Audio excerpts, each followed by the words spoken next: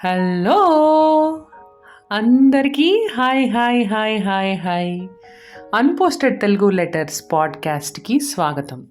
ఈరోజు నేను మరొక కొత్త అన్‌పోస్టెడ్ తెలుగు లెటర్‌తో మీ ముందరకొచ్చేసాను. ఈ వారం చూడబోతే ఎలా ఉందంటే అంతా గూడా ఒక లవ్ వీక్ లాగా ఉందనమాట. ప్రతీదీ కూడా అన్నీ కూడా భర్త భార్యకి రాసేది, భార్య భర్తకి రాసేది, అలాగే ఎవరినో తలుచుకుంటూ ప్రేమికులు రాసుకునేవి అలాంటివే వచ్చాయి చాలా భాగం.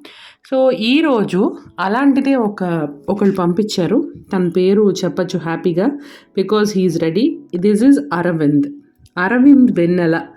ఈ అరవింద్ రాశారనమాట ఈ వెన్నెల అనేది. Very happy and thanks Aravind for sending this. ఇప్పుడు నేను ఆ వెన్నెలని మీకు చదివి వినిపించబోతున్నాను. ఓకేనా? Let's start. వెన్నెల. ఉషస్సు భూమిని తాకిన వేళ భూమాత ఆ స్పర్శకు స్పృశించి గాలికి వర్తమానం పంపెను. చల్లని గాలి వీస్తున్న సమయం గాలి ఆ ఆకాశానికి హెచ్చరికగా మారిందేమో. ఆకాశ శబ్ద తరంగాలకి ఒక సువాసన వెదజల్లింది.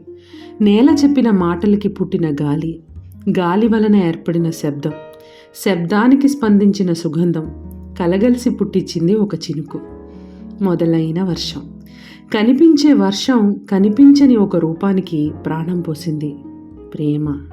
అదే నా కళ్ళ ముందు కనిపిస్తున్న వెన్నెల మీద ప్రేమ.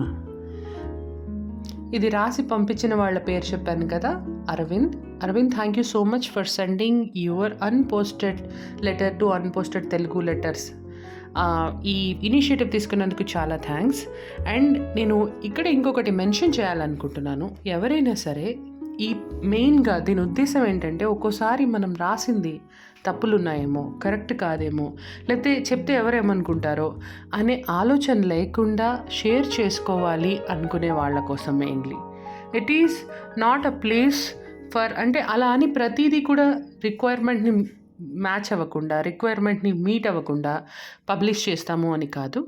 బట్ కమ్ ఫార్వర్డ్, మీకు కూడా ఇలాంటివి ఏమైనా ఇంపార్టెంట్వి లేదా మనసుతో ఉన్నవి, ఎవరికి చెప్పుకోలేనివి అలాంటివి, లేకపోతే పంపించాలనుకుని పంపనివి అలాంటివి ఏమైనా ఉంటే please send your unposted Telugu letters to unpostedteluguletters@gmail.com.